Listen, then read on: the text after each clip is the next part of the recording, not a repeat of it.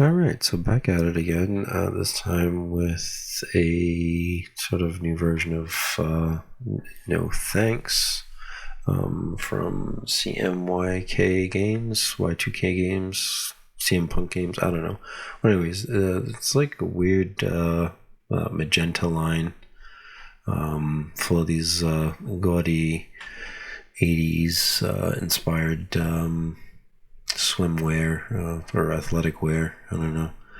Yeah, I'm pretty sure my mom had a fanny pack with this exact same color. But yeah, you can see this thing from space.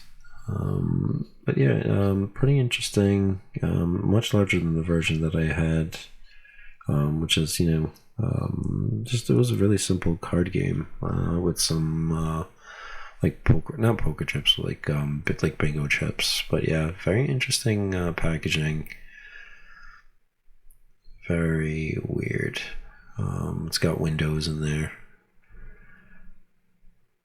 Yeah, and it does seem like the rules are printed on the back for some strange reason. Yeah, you can see through this thing. It's so odd. But yeah, the rules are printed on the back. Not that they're super complex, but hopefully there is some like a rule sheet in there.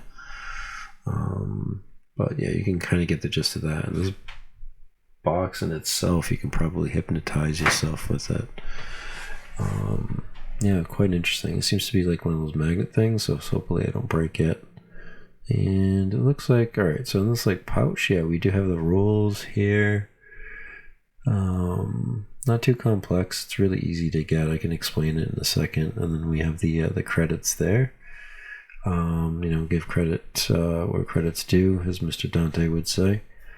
But yeah, fits right back in this little thing there. Like I said, not too many components in this game. You get the cards and whatever tokens these are.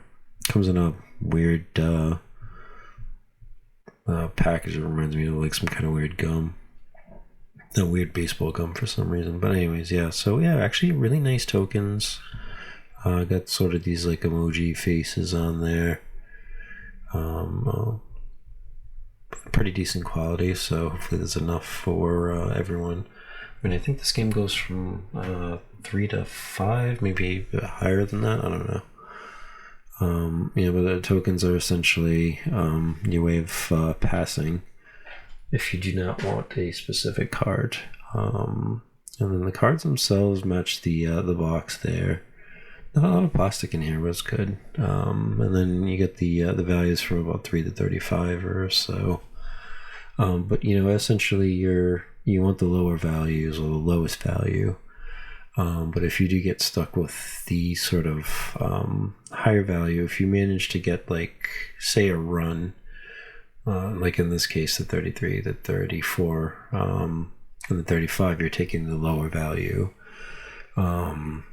score versus the higher one, and then you're also like subtracting any of the leftover tokens that you have to that, and then you just kind of compare who has the lowest score for the winner. So yeah, it definitely becomes a sort of a waiting game. Do you grab a card that's a lower value because you already have sort of a set, or one that's already loaded with tokens. But yeah, and then it's quick enough that you can play it a couple of times. And it's not the rules. It's not really heavy, so you could definitely play with some kids there. But it's not a bad game. Definitely worthy of a reprint, I guess. But there we have it. No thanks. Take care. Goodbye.